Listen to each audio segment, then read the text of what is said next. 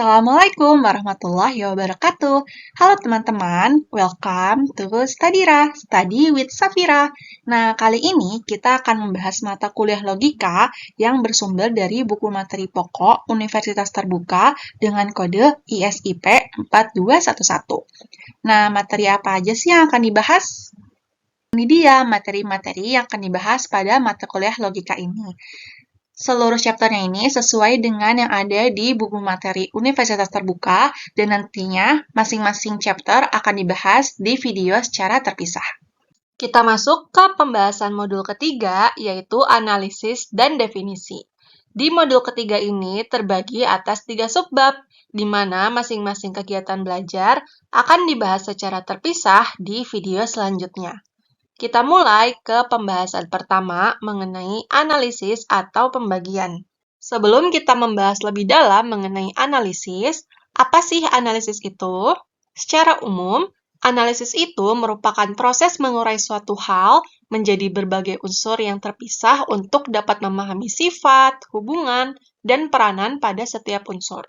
Analisis digunakan untuk mendapatkan makna terbaru dari konsep yang sama, sehingga dapat menguasai konsep-konsep yang diungkapkan dalam bentuk term. Dalam logika, analisis merupakan penguraian secara jelas ke bagian-bagian berbeda dari suatu keseluruhan. Nah, bagian dan keseluruhan itu selalu berhubungan, di mana bagian itu merupakan hal-hal yang menyusun suatu keseluruhan sehingga keseluruhan dapat terbagi, sedangkan keseluruhan itu lebih luas, yaitu terdiri dari bagian-bagian yang dapat dipecahkan dan diuraikan. Keseluruhan sendiri dapat dibedakan menjadi keseluruhan logika atas dasar konsep dan keseluruhan realis atas dasar materinya. Kita bahas yang keseluruhan logika terlebih dahulu. Jadi, keseluruhan logika itu merupakan keseluruhan yang dapat menjadi predikat pada masing-masing bagiannya. Contohnya, warna sebagai suatu keseluruhan, biru sebagai bagiannya, sehingga dapat dinyatakan dengan biru adalah warna. Kedua, ada keseluruhan realis, yaitu keseluruhan yang tidak dapat dijadikan predikat pada masing-masing bagian. Misalnya, term rumah sebagai suatu keseluruhan dan kamar sebagai bagiannya. Nah, hal ini tidak dapat dinyatakan sebagai kamar adalah rumah. Analisis ini memiliki 2 macam kelompok. Yang pertama itu ada analisis logika. Analisis logika ini merupakan penguraian ke dalam bagian-bagian yang membentuk keseluruhan berdasarkan prinsip tertentu. Analisis logika dibagi lagi menjadi 2 macam, yaitu ada analisis universal dan analisis dikotomi.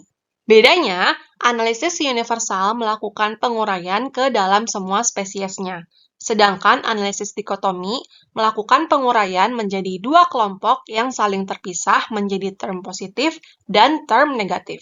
Analisis universal ini juga merumuskan penguraian term umum ke term-term khusus yang menyusunnya. Kita masuk ke contoh. Nah, ini aku ambil contoh mengenai makanan yang dapat terbagi atas makanan ringan dan makanan berat. Lalu, makanan ringan terbagi lagi menjadi biskuit, keripik, dan juga permen. Nah, permen ini dapat dibagi lagi menjadi lollipop, gummy atau permen jelly, dan sour candy atau permen asam.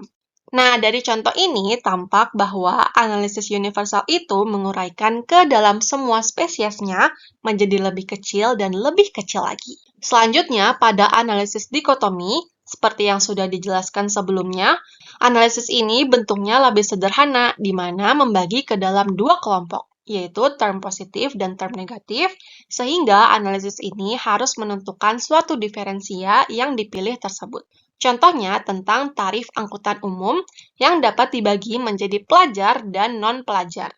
Meskipun begitu, metode ini memiliki kekurangan, yaitu term negatif dari analisis ini mungkin tidak beranggota, alias himpunan kosong, dan semisal ada anggotanya pun tidak bisa diketahui lebih lanjut keterangannya, karena anggota-anggotanya itu tidak dibagi lebih lanjut.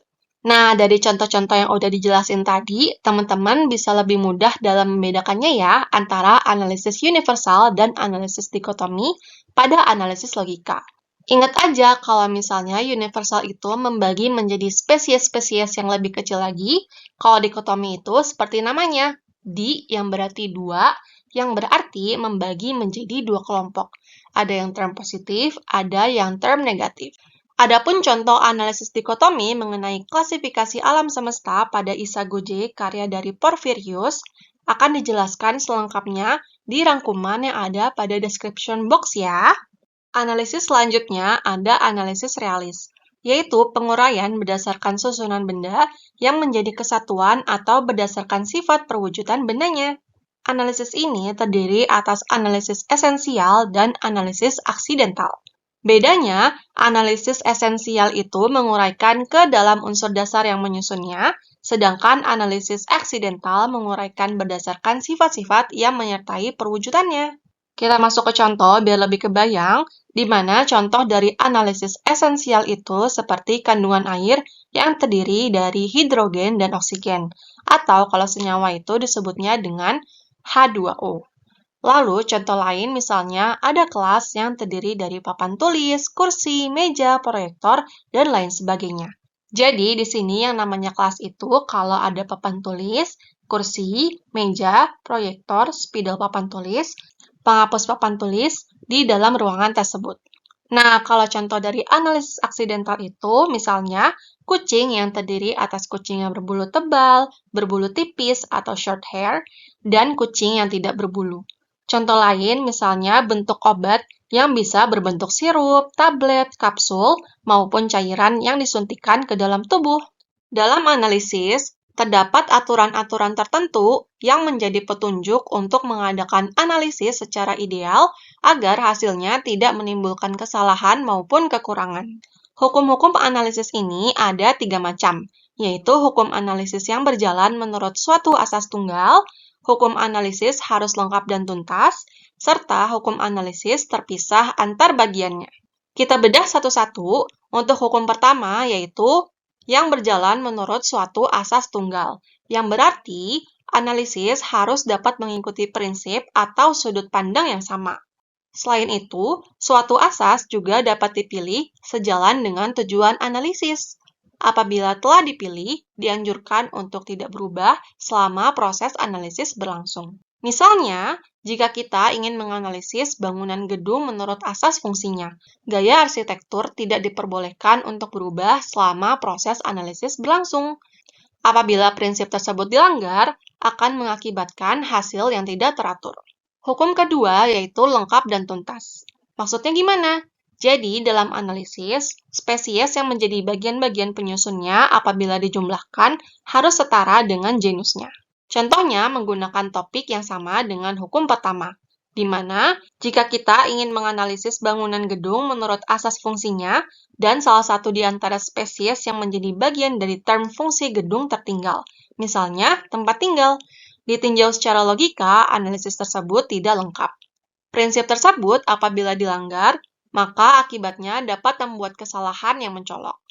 Next, hukum terakhir yaitu harus jelas terpisah antar bagiannya. Hal ini berarti spesies-spesies penyusun genus terpisah yang satu dengan yang lainnya. Misalnya, jika membagi-bagi gedung menurut gaya arsitekturnya, ada gaya klasik, gaya modern, dan gaya fungsionalis. Maka kesalahannya itu terletak pada saling melingkupinya gaya fungsionalis dan gaya modern.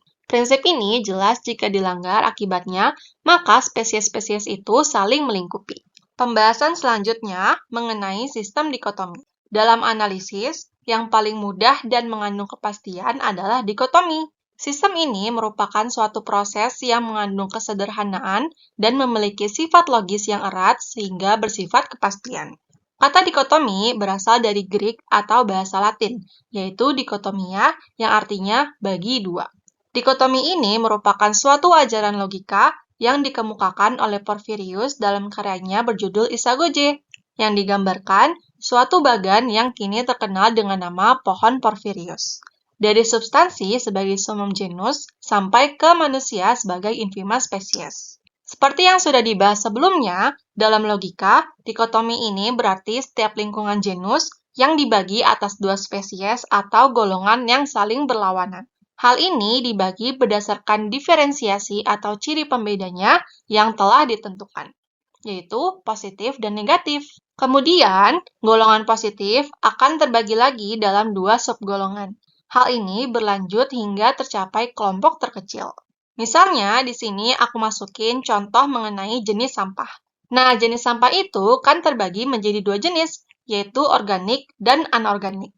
Dari sini berarti organik sebagai term positifnya dan anorganik sebagai term negatifnya. Lanjut, dari anorganik ini masih bisa terbagi lagi menjadi limbah yang berbahaya dan limbah non-berbahaya. Mengenai contoh tersebut, di setiap tahap penguraian atau pembagian diperoleh kepastian-kepastian yang tidak perlu diragukan lagi. Teman-teman tahu nggak sih, sistem dikotomi itu ternyata pernah dipakai pada masa kekuasaan Nazi di Jerman sebelum Perang Dunia Kedua, di mana manusia seluruhnya dibagi atas dua golongan saja, yaitu bangsa Arya dan bukan bangsa Arya. Nah, golongan bukan bangsa Arya ini ditempatkan sebagai golongan terakhir yang dipandang rendah sehingga dipastikan untuk tunduk di bawah kekuasaan bangsa Arya. Pada masa ini, dikotomi dijadikan sebagai alat politis serta psikologis untuk meningkatkan derajat golongan sendiri oleh diktator Adolf Hitler dan merendahkan derajat golongan lainnya. Padahal, dalam ilmiah, sistem dikotomi itu dipandang sebagai sistem penguraian yang lebih mengandung kepastian. Sebab, sistem ini dibentuk berdasarkan prinsip exclusive terti. Apa itu prinsip exclusive terti? Nah, yaitu prinsip yang menerapkan tidak adanya kemungkinan ketiga. Prinsip exclusive terti ini sudah pernah dibahas sebelumnya pada video Stadira, yaitu prinsip dasar dan sesat pikir. Oke, demikian pembahasan mengenai subbab pertama, yaitu analisis atau pembagian. Untuk subbab kedua akan dibahas di video selanjutnya ya. Bagi teman-teman yang ingin review materi, aku sediakan latihan soal gratis yang bisa teman-teman akses di description box di bawah video ini. Semangat terus untuk menambah wawasannya. See you on the next video. Wassalamualaikum warahmatullahi wabarakatuh.